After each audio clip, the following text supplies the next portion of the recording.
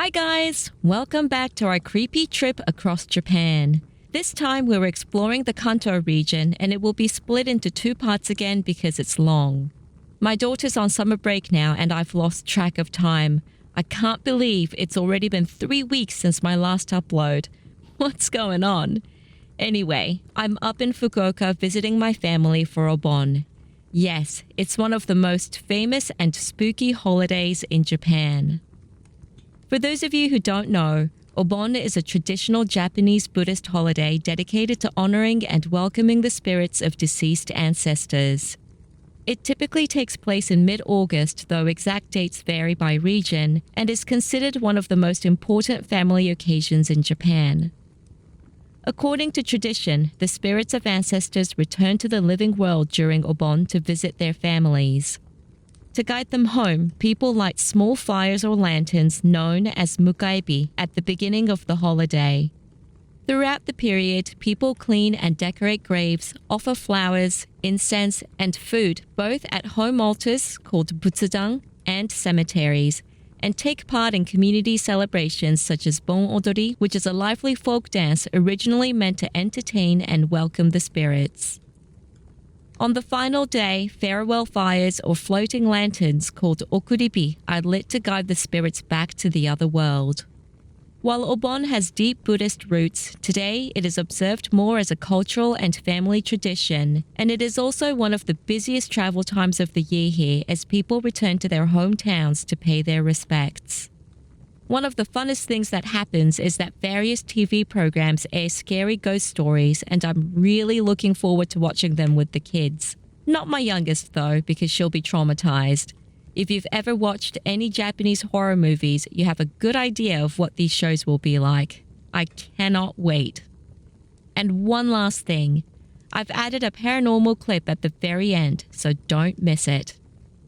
Alright, let's get started.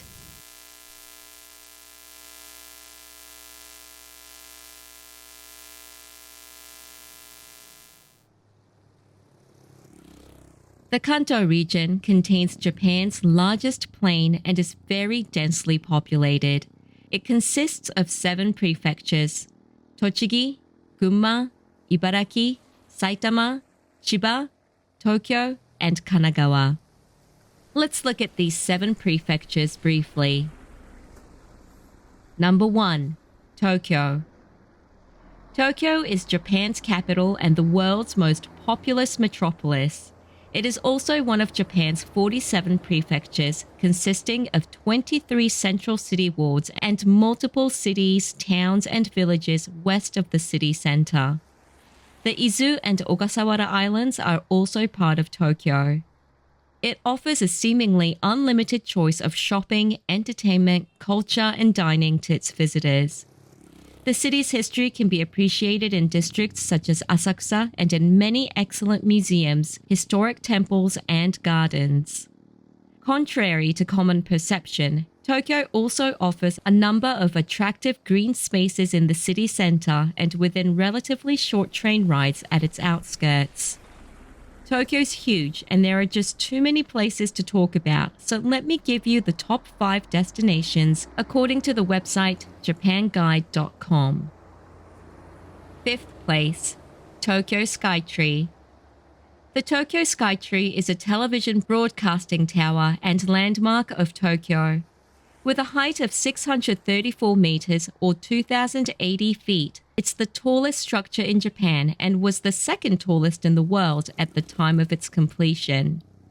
A large shopping complex with an aquarium is located at its base. The highlight of the Skytree is its 2 observation decks which offer spectacular views out over Tokyo.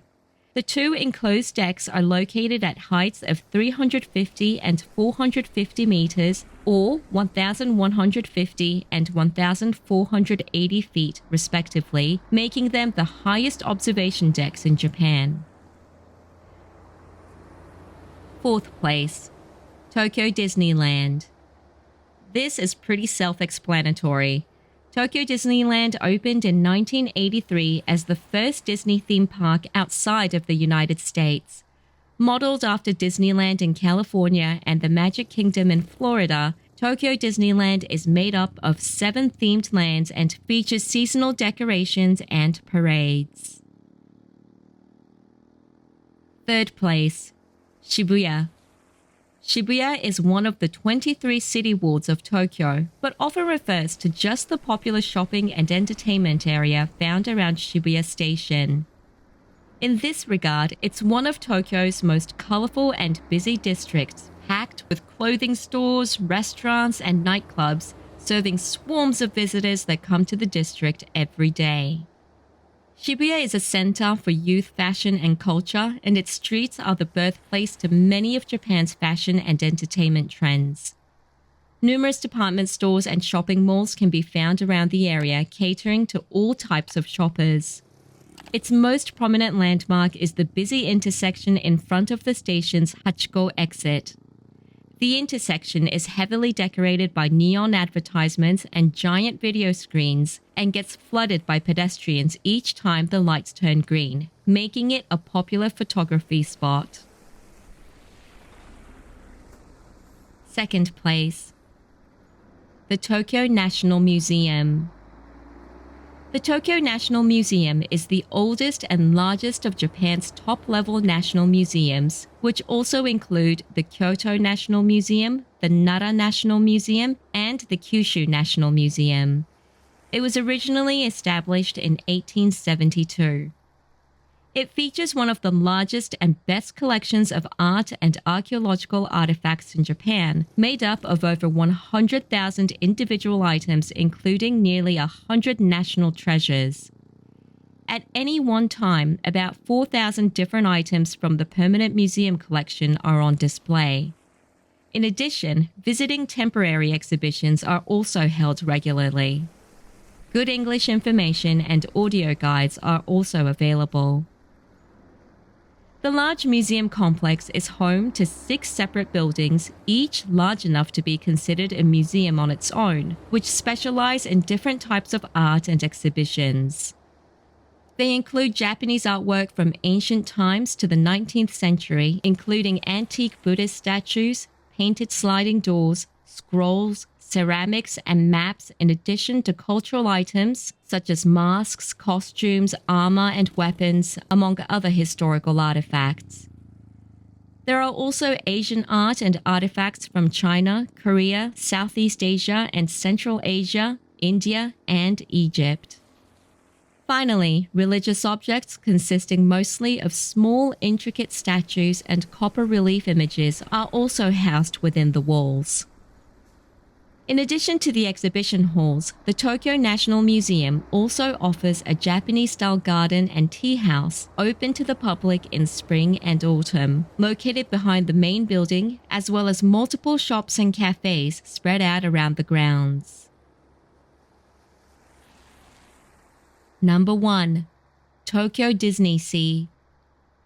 Tokyo Disney Sea is a fantasy theme park in Tokyo Disney Resort that is unique to Japan.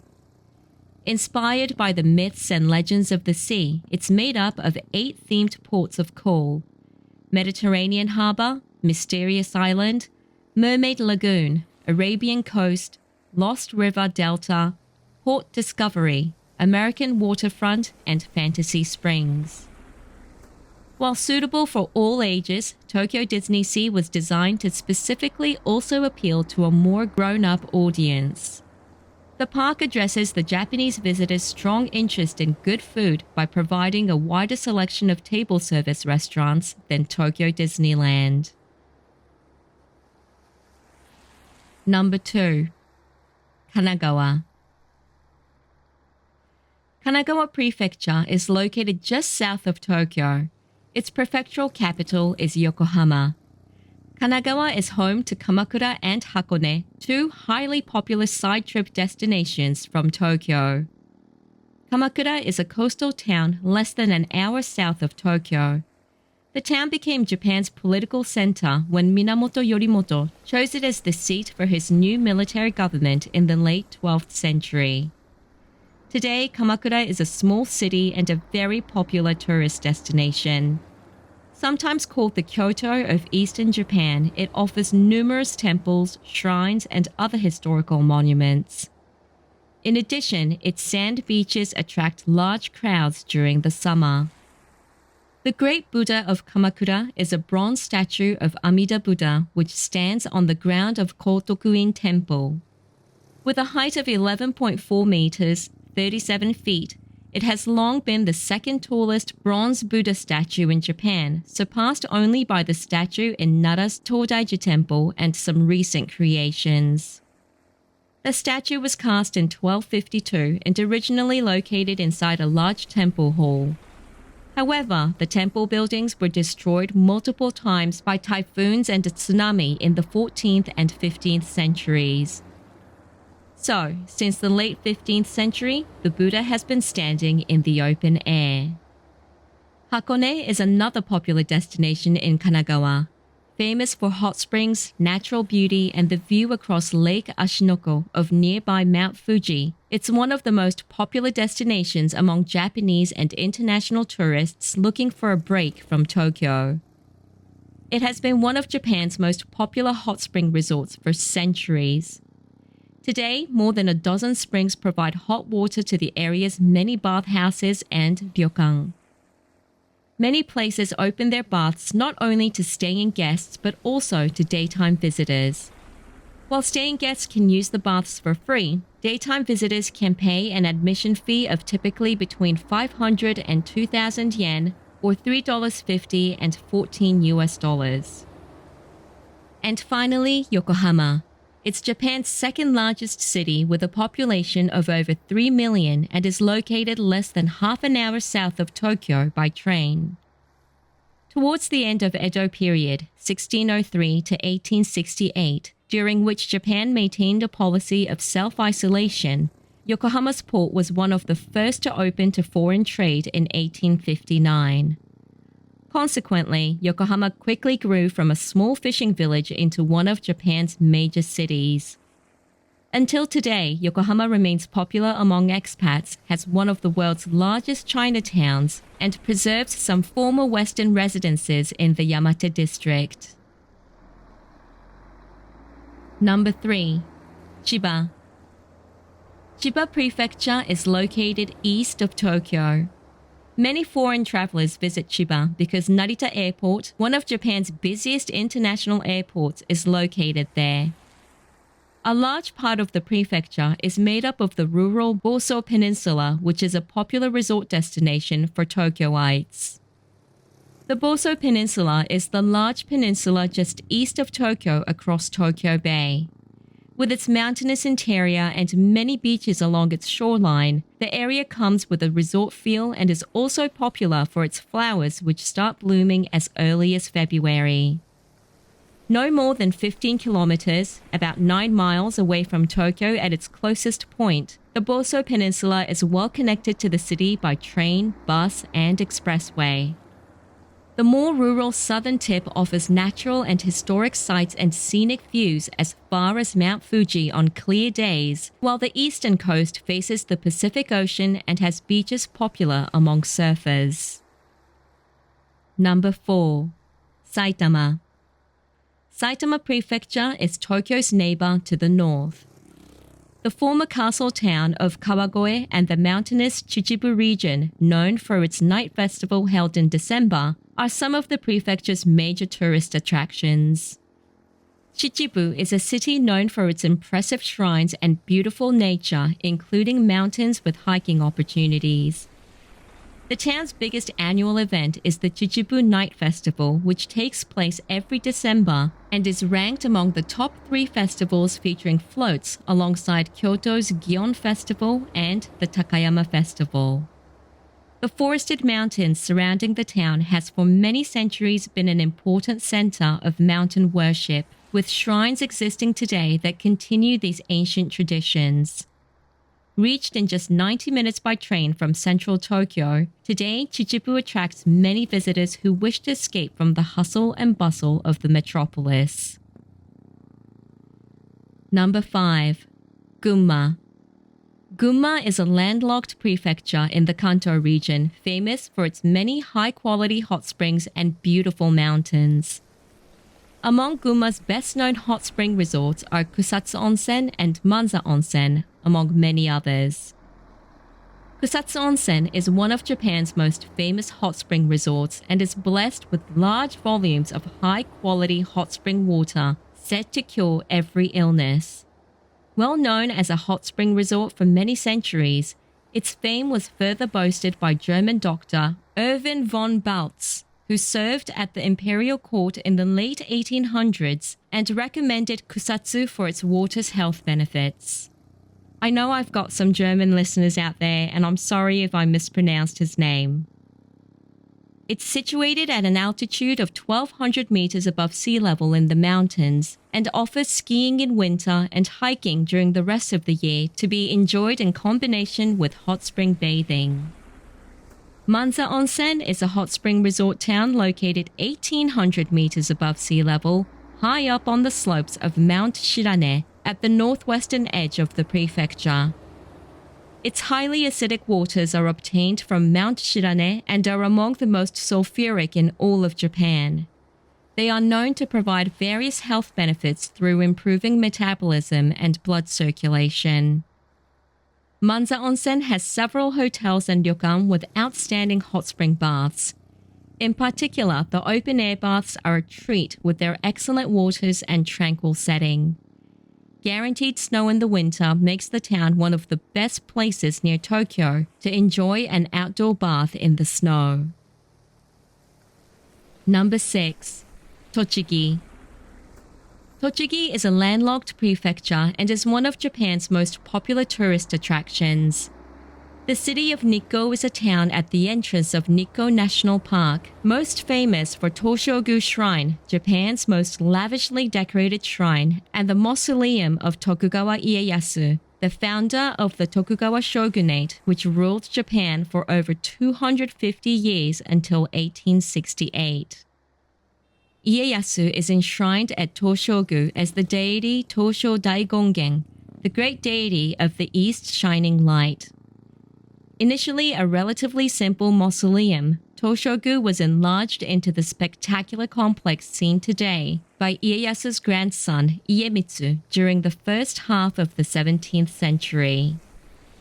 The lavishly decorated shrine complex consists of more than a dozen buildings set in a beautiful forest.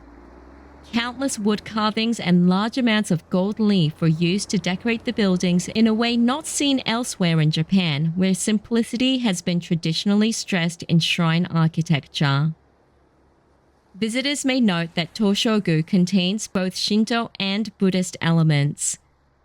It was common for places of worship to contain elements of both religions until the Meiji period, which began in 1868, when Shinto was deliberately separated from Buddhism.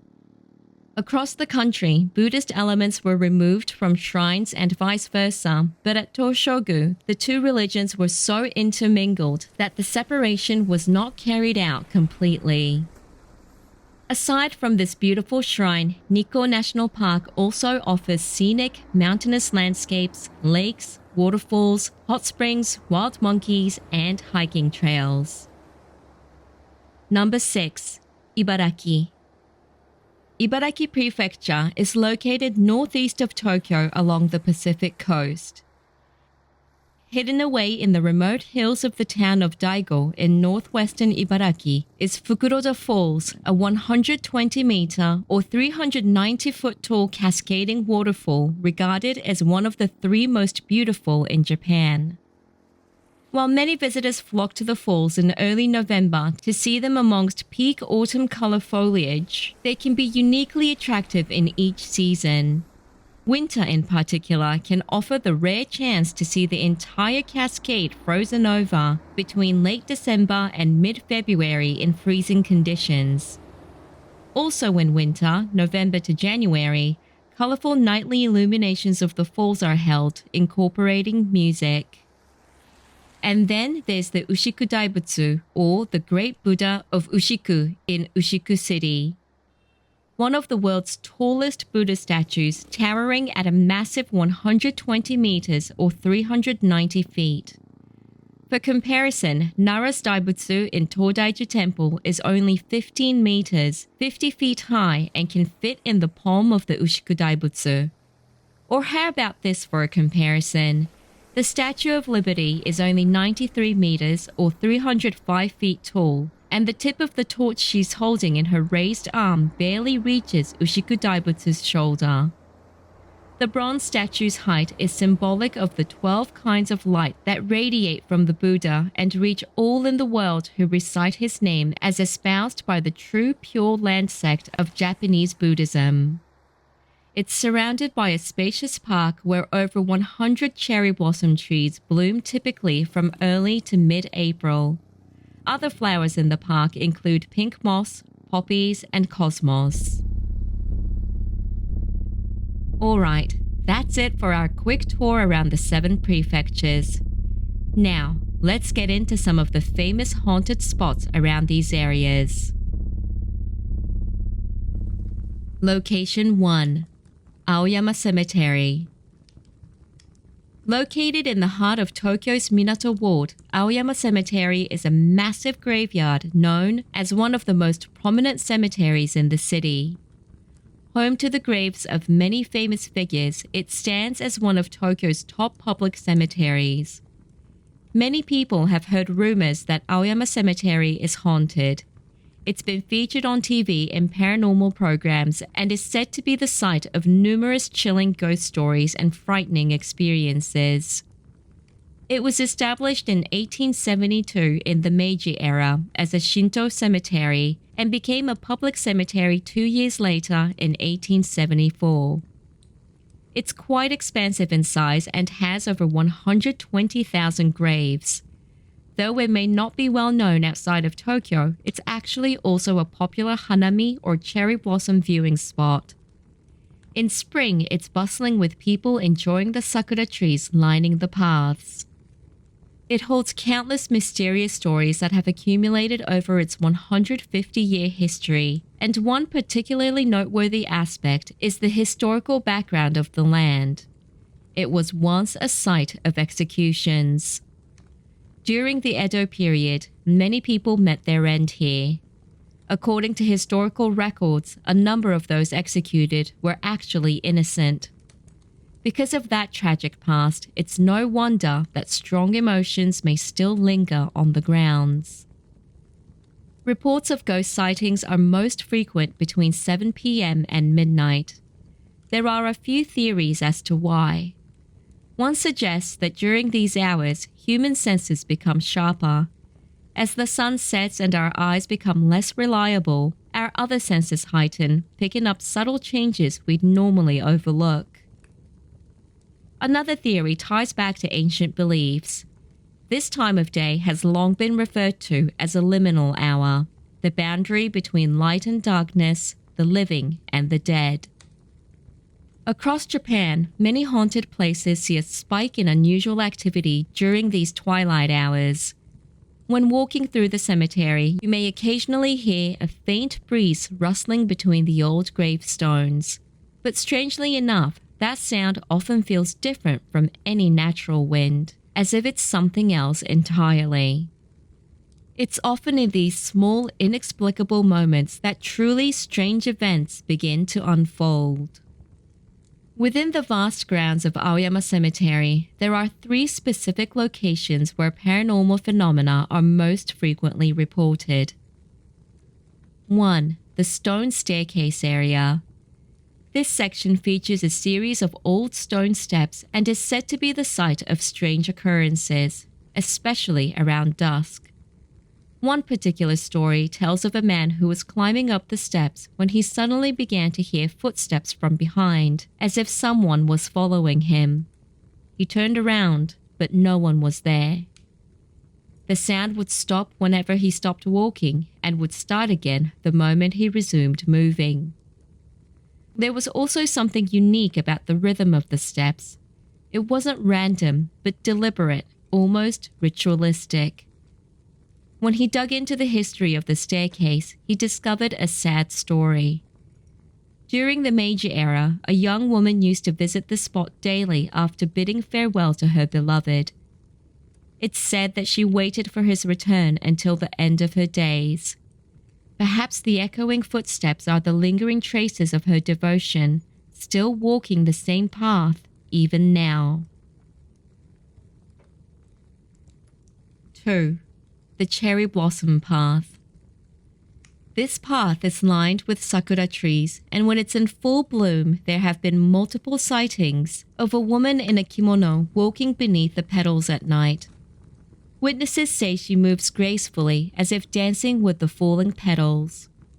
Some research revealed that a grave belonging to a Taisho-era geisha lies in this area. In life, she was said to have had a deep love for the cherry blossom season, so perhaps even in death, she still comes to enjoy the flowers she cherished so dearly. Strangely, many people who see this woman describe not fear, but a profound sense of nostalgia. One more curious detail. The cherry trees along this path bloom earlier than those in nearby areas and stay in bloom longer than expected. Locals say the geisha must be tending to them even now. 3.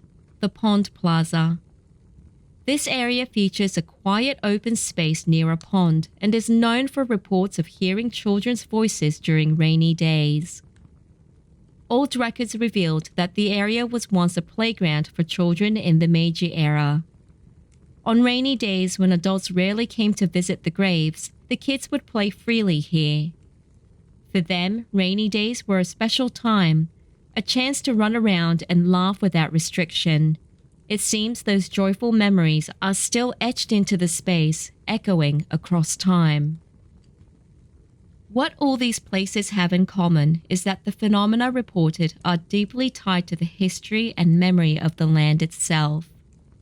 These aren't just scary events, they seem to be manifestations of emotion. So, this place is regarded as one of the top haunted spots in Tokyo. For a time, it was a staple in Tokyo-based ghost stories and urban legends. But what kind of other paranormal events or creepy rumors exist? Let's take a closer look. 1. Arguably the most well-known ghost story involving Aoyama Cemetery is about the taxi driver. This classic urban legend that has been passed around for decades involves a taxi driver picking up a woman near the cemetery only for her to vanish during the ride. All that's left is a wet seat, suggesting she had been dripping wet. In some variations, the ghost asks to be taken to the cemetery. You'll hear later, though, of a true encounter that a taxi driver had around here, so this might not be completely false. 2. Another well-known mystery involves road signs with an exclamation mark that once stood around the cemetery. This symbol usually warns of other hazards and often includes additional text like flooding ahead or road ends soon. But around this cemetery, there was no explanation, sparking rumors that they warned of ghosts or paranormal danger. Some claimed the signs were posted because of ghost sightings. Today, these signs have reportedly been removed, but if you spot one, well, maybe you should be careful. 3. There are rumors of human-shaped shadows floating in the air above the cemetery. Witnesses sometimes describe seeing two shadows, possibly suggesting a parent and a child who are searching for their graves or unable to find peace. 4. Another reported phenomenon is knocking sounds echoing through the cemetery. These mysterious knocks are sometimes accompanied by the sensation that someone is nearby or someone is watching you. Unlike the common sounds reported inside homes, which can most often be attributed to the house beams, etc. settling, hearing such noises in the open, quiet space of a graveyard adds a whole new layer of terror. 5. This one is the strangest of them all. Some say a group of young people visiting for a ghost hunt somehow entered another world and no one knows if they ever made it back. Don't know about you, but there's always one that just sounds so out there it's a bit ridiculous. Regardless, A cemetery as old and vast as Aoyama Cemetery is bound to have some restless spirits still lingering.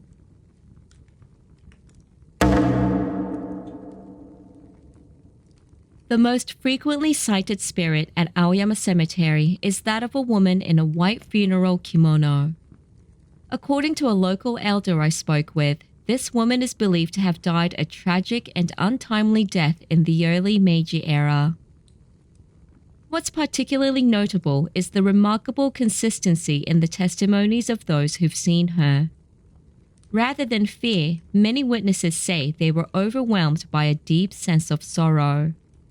They described the emotion as something that didn't feel like someone else's grief. It felt intensely personal, as if it were their own. In fact, I myself had a similar experience just last month. I was visiting the cemetery for research on the night of a full moon.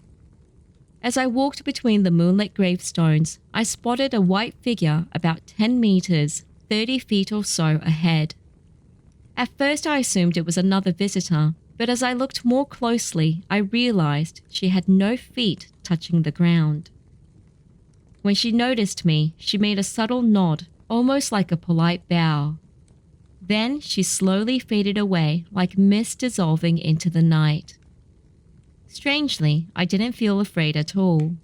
Instead, I was overcome by a painful, aching sense of loss, as if I'd just been reminded of something precious that I could never get back. Another frequently reported ghost is that of an old man carrying a lantern. He is often seen slowly walking between gravestones as if searching for someone. Local folklore say he was a man who, while alive, had promised to visit the grave of a loved one, but died before he could fulfill that promise. Interestingly, many people who've seen this old man describe him the same way. There was something nostalgic about him. Or, it felt like I was looking at my own grandfather. Some even report that after seeing him, they began to reflect more on their family and ancestors. It's as if his presence gently nudged them towards something they'd forgotten. One striking aspect of these sightings is when they occur. Reports spike during the spring and autumn equinoxes, times traditionally believed in Japan to be when the boundary between the living world and the spirit world grows thin. This matches the old age belief that these transitional periods are sacred liminal times. As I continued my research, I discovered something fascinating. Sightings of these spirits, especially the woman in white and the lantern-bearing old man, have been reported with virtually the same descriptions from the Meiji era through to modern day. Even as eras change, the ghosts appear just the same. And there's one mysterious common thread among all of them. These spirits never try to harm anyone. On the contrary, they seem as though they are trying to communicate something important, and in fact, many witnesses say, "It felt like they made me realize something I'd forgotten, like the veil between the worlds lifted just for a moment, and I sensed something precious."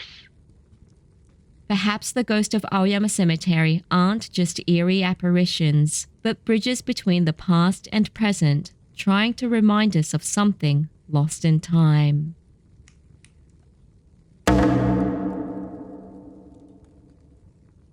Before I start this story, it's one of the rare times that I can say this one is quite credible. It was shared by Junji Inagawa, a Japanese actor and architect who's most famous as a ghost storyteller. He used to be on several paranormal TV shows in the past and does live shows even today. In fact, I might do a few videos of some of the stories he's shared in the past few decades. I think it'll be a good compilation. Anyway, on to the story. I'll be telling it from his perspective. In May, I attended a design-related gathering. It had been a while since I'd seen some of the people there, so we decided to grab some drinks afterward.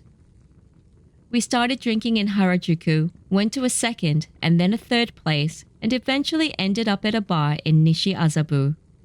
This place is located near the Aoyama Cemetery. We were having a good time when I suddenly noticed the time. It was already past midnight and people had started heading home one by one until there were only 5 of us left. We weren't young anymore and some of us lived far away, so we decided to call it a night. When we stepped outside, a light rain had started to fall. I didn't live too far, so I decided to take a taxi home. The other 4 walked off in the direction of the subway station, leaving me alone to wait for a taxi. Because of the rain and the number of people out, all the taxis were heading toward Roppongi. Most of them were taken, and the ones that were empty wouldn't stop. As I stared down the road, I saw a red taxi with a red vacant light on coming my way. I raised my hand and the taxi flashed its lights and stopped right in front of me. "Thank you," I said as I climbed into the car. And that's when I noticed something in the back seat.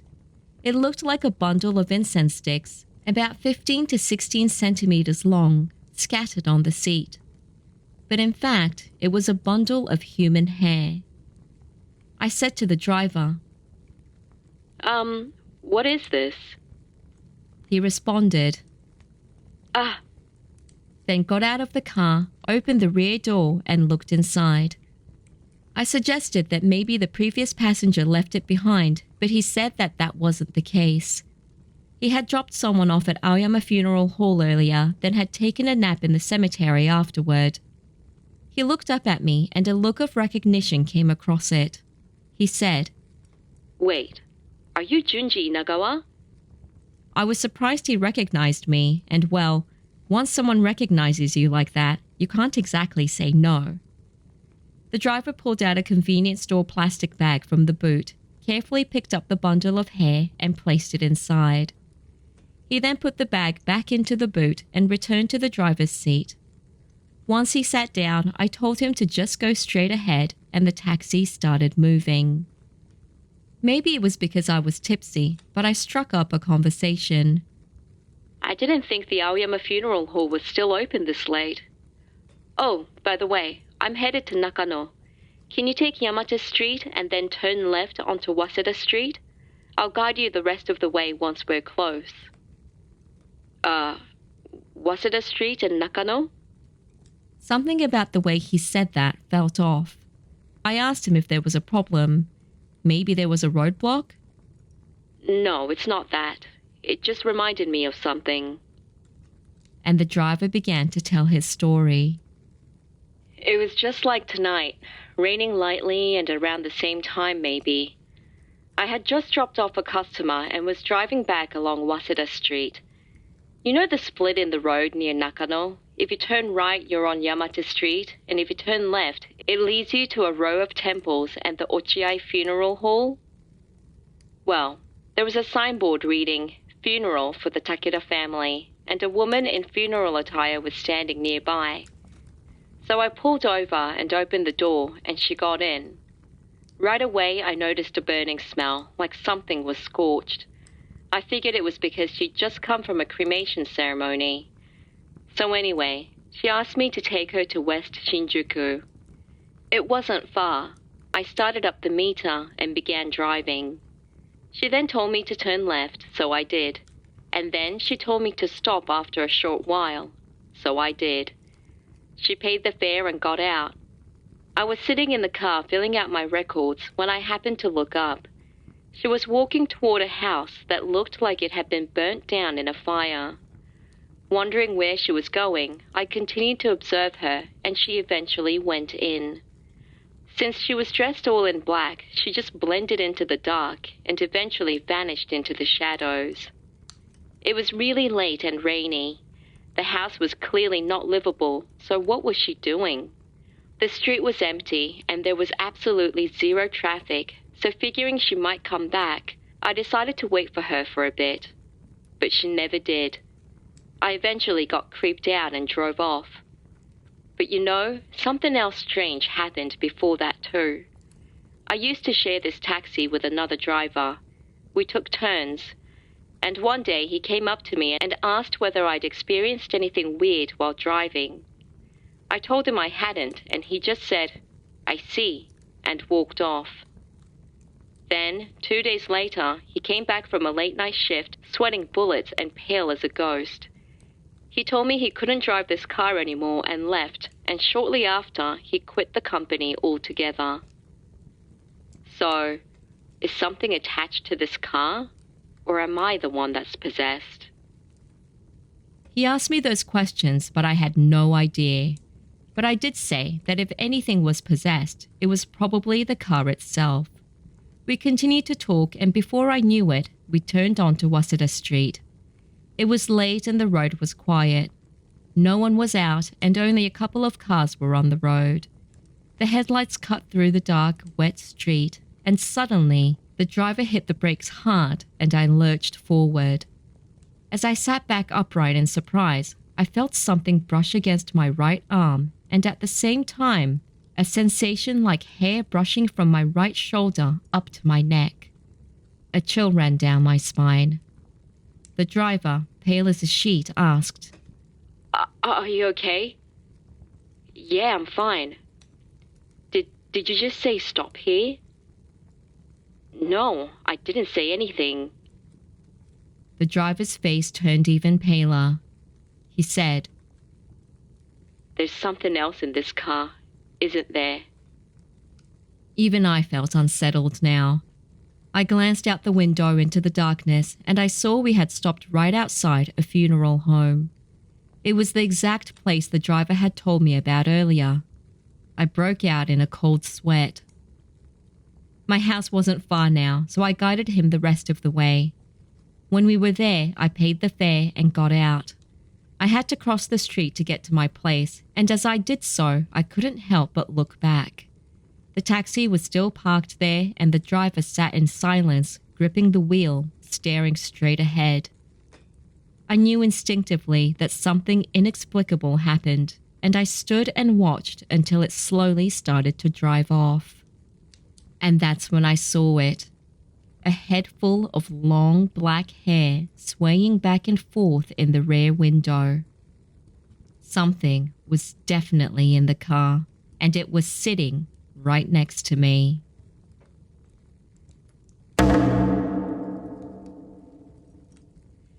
At the university I attended, I was part of the Rakugo Club. Rakugo is a traditional Japanese art of comedic storytelling where a single performer, using only a fan and a hand towel, narrates a story, often voicing out multiple characters. The performance is known for its witty dialogue, humorous situations, and clever wordplay. This club had a long-standing tradition.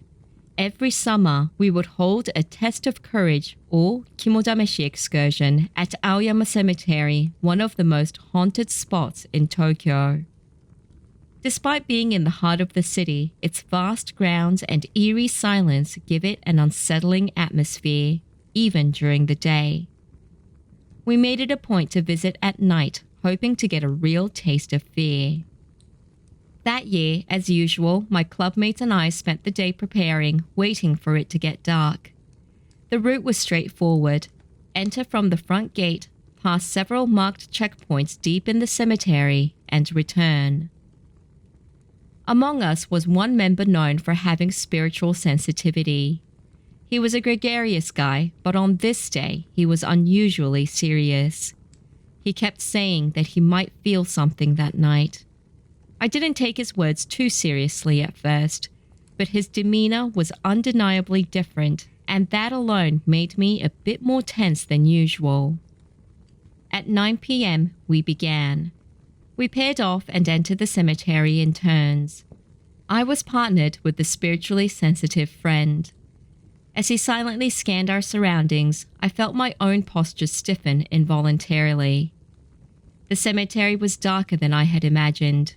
In places untouched by light posts, it was as if we had left the world behind and we only had one flashlight to guide us. Next to Aoyama Cemetery stands an old gymnasium, still in use today. Part of our route passed near it. At night, the gym is cloaked in silence and rivals the cemetery itself in creepiness. One of the members had joked earlier, You know, they say you can hear footsteps if you walk by that gym late at night. The moment I heard that, I felt a twinge of dread. As we walked past the gym, my partner suddenly stopped. Something's here, he muttered. Right at that moment, an icy chill ran down my arm.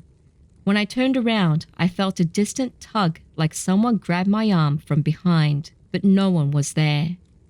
I tried to cry out, but I had no voice. My friend kept staring toward the gym, unmoving, eyes wide. I finally whispered, "Let's go. Please." He nodded silently, and we hurried away. We continued the route forward, still shaken from what happened to me near the gym. The deeper we went, the quieter everything became. So quiet, I could hear my heart pounding in my chest.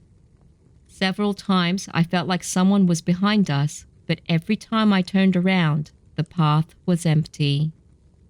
We walked on in silence. Then we reached a particularly large grave, and my partner stopped dead in his tracks. "Here," he whispered. He stared at the tombstone. I asked him what was wrong, and he replied, "Something's here. Right here." Just then, a whisper brushed past our ears. "Leave." It was faint, but I know I heard it. My legs froze and I couldn't move. My friend suddenly said he couldn't take it anymore and broke into a run. I snapped out of my paralysis and sprinted after him, not stopping until we were back at the entrance. We made it out, but we were both in a panic. The rest of the members ran up, concerned, asking us what happened, and all I could manage to say was that we saw something. My friend was pale and trembling. "There was definitely something there," was all he could say. We told the others what happened, but most were skeptical. Still, what we saw and what we felt was undeniably real. We may never know exactly what we saw, but the chill, the presence, the voice, they remain burned into my memory. If you ever decide to visit Aoyama Cemetery, I strongly urge you to only go in the daytime, and if you must go at night, never go alone, because something is definitely there.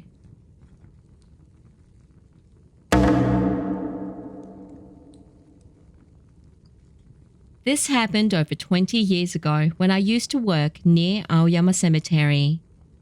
At the time, I was attending evening classes in Akasaka after work, and I always ended up leaving the office in a rush, just barely making it to class on time.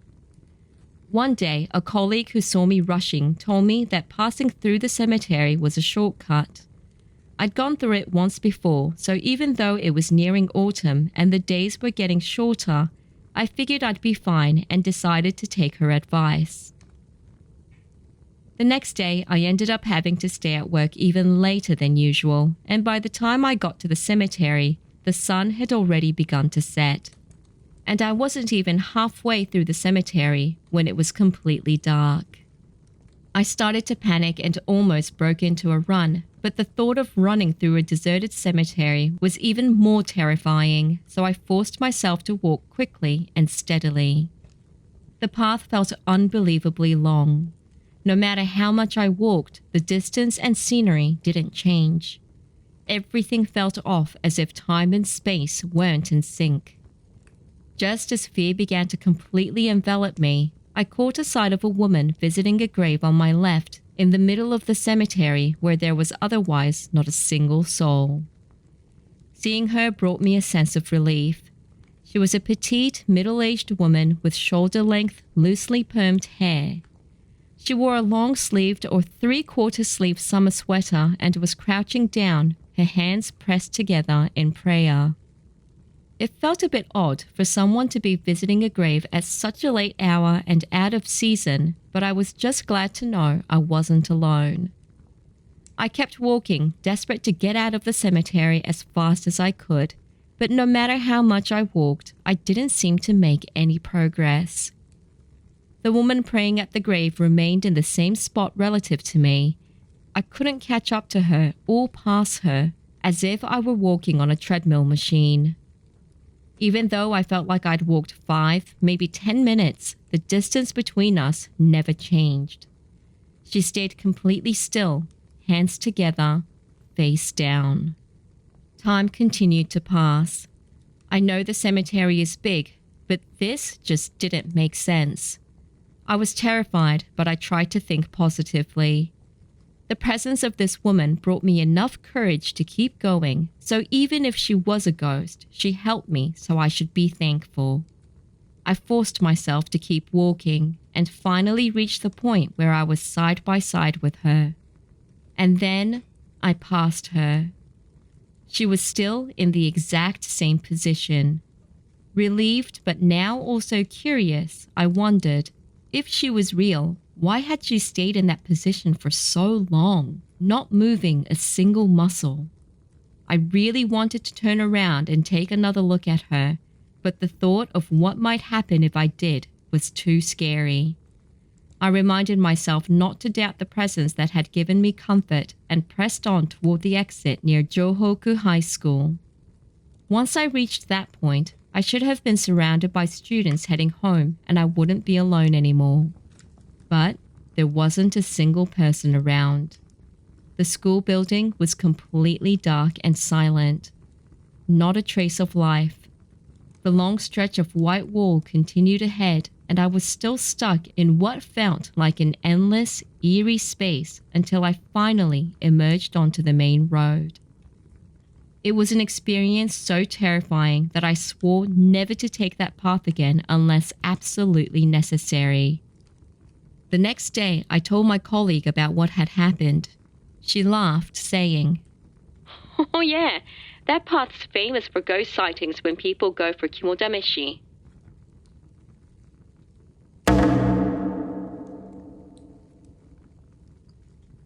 There are countless haunted places scattered throughout Japan. I've never experienced anything paranormal in my life, and I'm definitely not sensitive to anything of that sort. So my friends and I would visit places like this for fun, always laughing and saying, See? Nothing ever happens. But one summer night, that all changed. That night, our usual group of 4 decided to visit one of the most infamous spots in all of Tokyo, Aoyama Cemetery.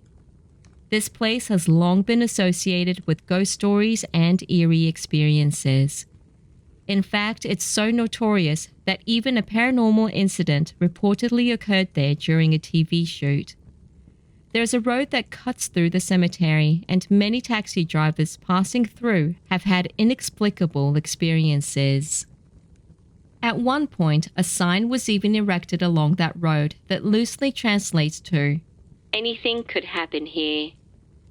Some taxi drivers were so disturbed by what they encountered that they refused to ever take that road again. So, we got to the cemetery in the middle of the night. We parked, turned off the engine, and climbed out of the car. I still remember the sensation to this day. A sudden chill, despite the fact it was a humid summer night. Having visited so many haunted places before without incident, we were honestly expecting more of the same. But this time, there was something off. The atmosphere felt undeniably strange. It's something we'd never felt before, and for the first time, we couldn't just laugh it off or joke around. One of us said, Well, we've come all this way. We can't leave without exploring, can we? So we pulled ourselves together and walked into the graveyard, where rows of headstones stood in eerie silence. Using our flashlights, we moved slowly through the area. After a few minutes, another of my friends suddenly shouted, Hey! Startled, we all turned around. He was pointing to his right at one of the tombstones, and what he said next made our blood run cold. There's someone standing behind that grave. Needless to say, we all froze in fear. One of us shakily raised his flashlight and aimed it toward the grave he had pointed at. What we saw next was terrifying. Behind the tombstone stood countless figures dressed in white clothing, their faces completely blank, as if they had none at all. Without exchanging a single word, we bolted back to the car and peeled out of there, too terrified to even look back. That was 5 years ago. The four of us still meet up from time to time, but none of us has ever brought up that night again. Not even once.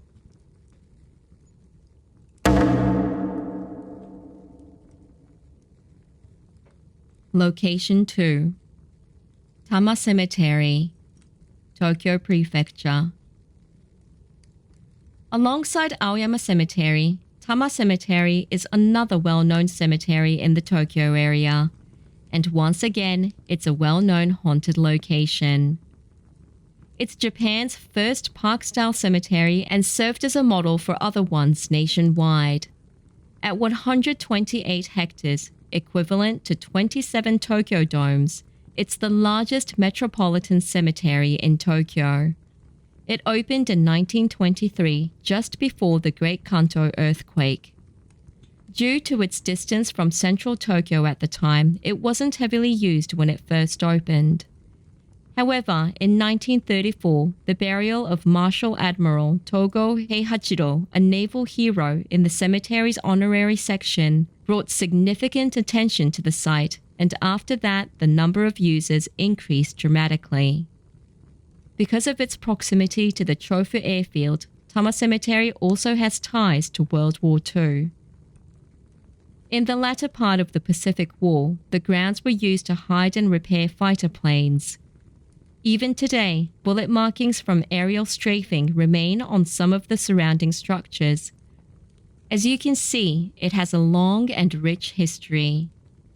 Now, let's take a look at what kind of ghost sightings and paranormal events have been reported here. Number 1. A road runs straight through the vast grounds of Tama Cemetery. At night, when driving through this road, people have reported hearing a knocking sound on the body of their car.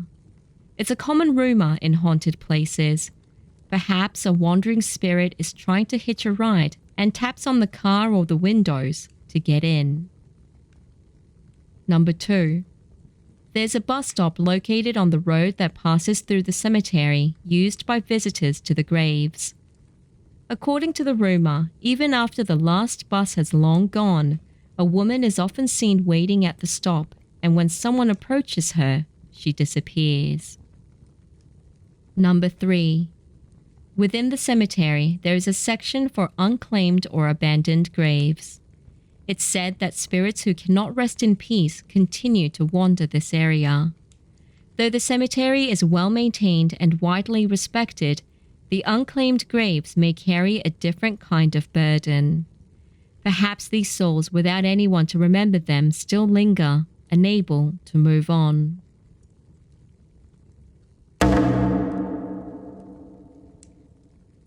Among all the haunted spots I've visited, Tama Cemetery in Tokyo is by far the scariest. It's located directly across from the Fuchu Driver's License Center and stretches along the Tohachi Highway. It's an enormous cemetery divided down the middle by a single-lane road that cuts straight through it, and that very road is where the paranormal phenomena occur. It happened one weekend at around 1 a.m. as I was driving home from a friend's place and decided to take that road. As I was driving, I suddenly heard a knocking sound, as if someone was hitting the car from behind. I checked the rearview mirror but saw nothing. Thinking it was just my imagination, I kept driving. But despite pressing down on the accelerator, the car began to slow down, and it eventually came to a complete stop. Confused, I pressed the gas again, wondering if the car had broken down. The engine revved, but the car wouldn't move, even though it was still in drive. And then I heard it again, that knocking sound, just like before. I turned around, and there she was, a woman in a pure white kimono standing just behind the car. Her hair was long, and I instantly broke out in goosebumps. A deep terror seized my entire body, and before I could even scream, the woman vanished like a mist. Panicking, I pressed the gas pedal desperately, but the car still wouldn't move. The engine just revved up uselessly. Then, click, the passenger door suddenly opened, and that same woman calmly sat down in the passenger seat. In a total panic, I flung open the door and jumped out of my car. And that's when it happened. I didn't look when I jumped out, but another one was driving down the road and I got hit. Luckily, I escaped with just a broken arm, but to this day, I believe that woman had tried to kill me. I swear this is all true. Not to mention, this place is also infamous for another phenomenon. When driving through this road at night, people often report stones the sizes of fists suddenly hitting their vehicles. In fact, my friends and I have all experienced this. Some have even lost control of their cars and crashed after being startled by stones hitting their windshield. According to one theory, when the cemetery was originally developed, this road didn't exist. It was a peaceful place of rest, but as traffic in Tokyo increased, the city developed this road through the middle of the cemetery to relieve congestion on the Tohachi Highway. It's said that ever since then, strange phenomena began occurring. Perhaps the spirits who rest there are angry that their peaceful sanctuary was disturbed. Maybe that's why they lash out, to remind us that this place is sacred. And finally, let me add, this place is not a playground. It's a real cemetery where spirits rest. I wouldn't recommend going there at all, but if you must, the most intense paranormal activity occurs between 1 and 3 a.m. If you do go, be prepared.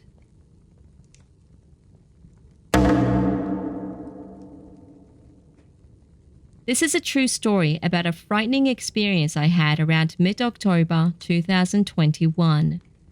I got home from work around 8 p.m., my usual schedule on weekdays. I took a shower and settled down in the living room to enjoy some beer and unwind. About 30 minutes into my quiet drinking time, I received a phone call. The screen showed it was from a good friend I had known for years. When I answered, he asked if I wanted to grab some drinks at an izakaya that weekend, since it had been a while since we saw each other last. Being single and having no plans, I said yes right away. We continued talking on the phone for a while, but after a few minutes, something really weird happened. My friend's voice suddenly changed into a woman's voice. Mind you, he's a guy. Startled, I said, Hello? in confusion. Then his voice returned to normal. Hello? Hey, yeah. What's wrong? He asked. I told him that his voice changed for a second, but he laughed it off and asked if I was already drunk. No, was the answer to that. I was only on my second can of beer and I heard that voice as clear as day. I tried to shake it off, until, as we were wrapping up the call, he reconfirmed our weekend plans. So, we're good for Saturday? He asked, to which I said yes. And then it happened again. His voice shifted to that of a woman.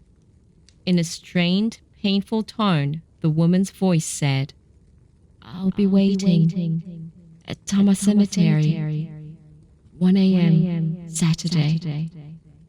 Help me. I instantly got goosebumps everywhere and immediately hung up without saying a word. A few seconds later, my friend called back. When I answered, he sounded normal again and asked why I'd hung up on him. He sounded cheerful as ever, but I couldn't shake the feeling that something was terribly wrong. So I told him again about the strange voice and what it had said. I don't know what he'd been up to, but I urged him to go get a spiritual cleansing. Thankfully, my friend agreed and went for a purification ritual a few days later. The result? A female spirit in her late 20s had latched onto him. According to the priest, she was buried at Tama Cemetery and had died in an unfortunate accident on her way home from work somewhere in Tokyo. Because she refused to accept her own death, her lingering spirit wandered restlessly between this world and the next, her will unnaturally strong. But why did she latch on to my friend? Apparently, she had mistaken him for the driver who hit and killed her when my friend drove by the road near the cemetery. And why did her voice come through during our call? Because she had used my friend's body to reach out to me, to tell someone that she existed. Fortunately, the ritual succeeded in releasing her spirit from my friend. It all ended well, but the experience deeply frightened me. I've had a few supernatural encounters in the past and consider myself mildly sensitive to spirits, but this one was the first time a spirit had reached out to me through a phone call. It was such a terrifying experience that I'm a bit traumatized to talk to people on the phone now.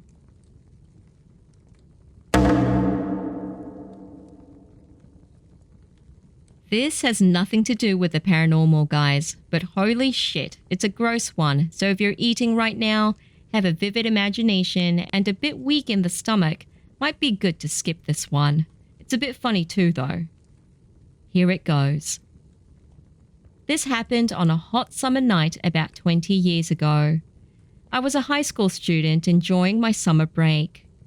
One night, I suddenly remembered that I had to return a videotape I borrowed from the library. It was from the one near my school, and I originally planned to return it on my way home from school before summer break started, but I completely forgot. Now it was well past the due date, and I felt I had to give it back right away. So, despite the late hour, I jumped on my bicycle and headed to the library. It was around 1 or 2 a.m. and it was pitch dark outside.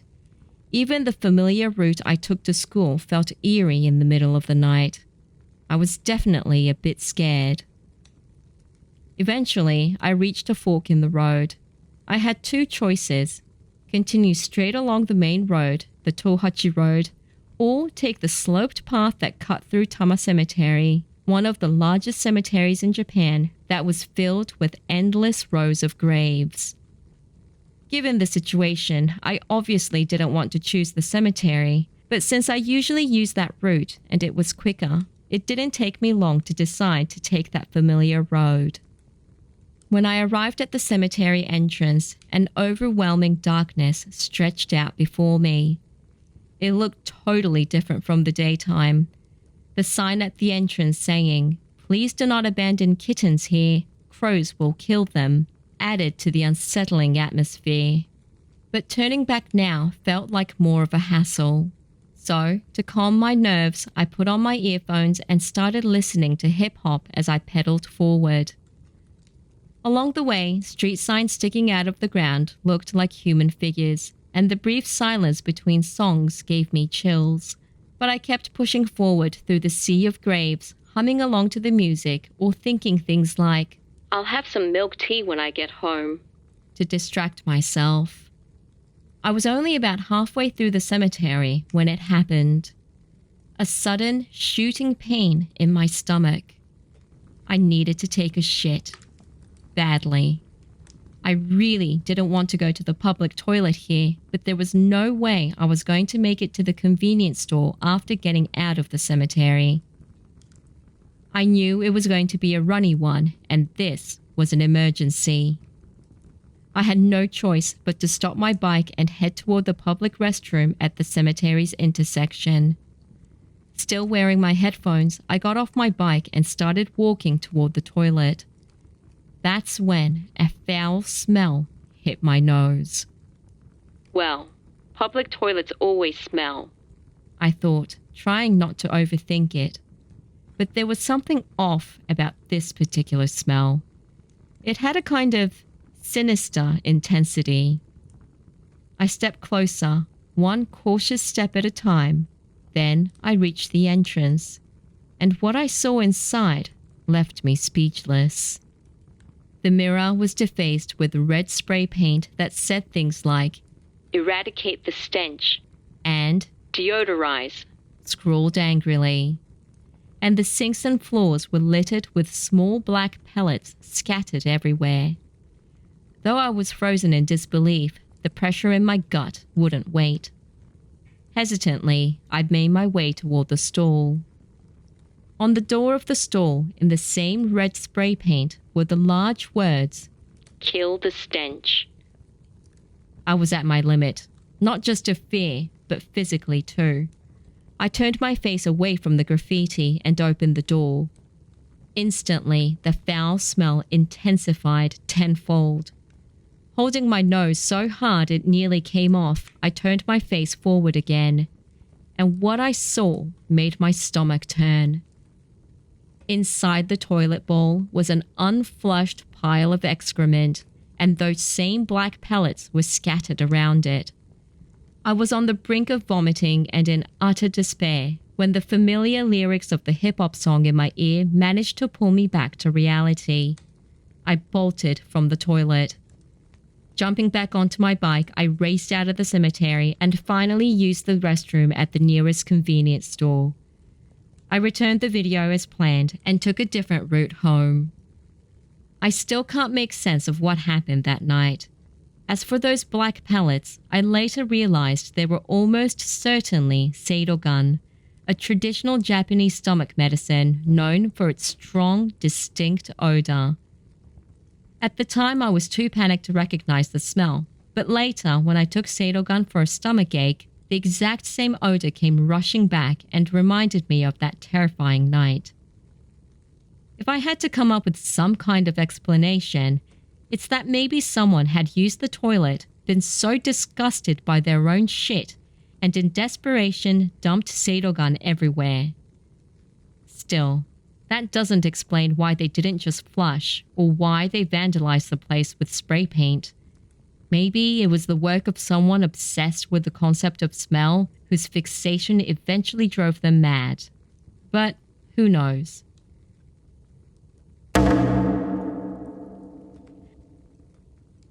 Let me jump in.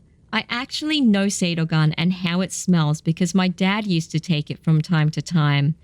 It has a very pungent smell that almost hurts your nostrils when you breathe it in. That combined with the smell of the shit in the toilet must have been a wicked mix. I feel bad for this kid and I'm glad he made it to the convenience store. But I feel even worse for whoever had to clean this mess. Janitors certainly don't get paid enough. Alright, that's it for the first part of the Kanto region. Before we end this video, as promised, here's the bonus clip of a possible ghost caught on camera. It was from the show called Tonnelus no Minasan no Okage deshita, which aired on November 25th, 2017. I'll play it a couple times first and explain after, but see if you can spot it.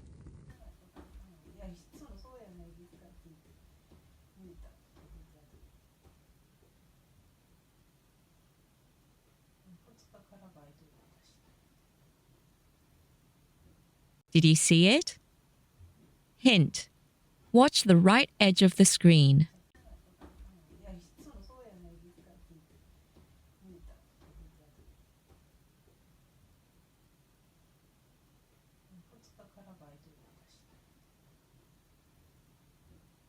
How about now? A face seems to pop out between the fridge and the washing machine, but I don't think there's any space for a grown woman to stand there. The face itself looks extremely creepy too. The people in the video don't seem to react to it at all. What do you guys think? Is it a real person or not?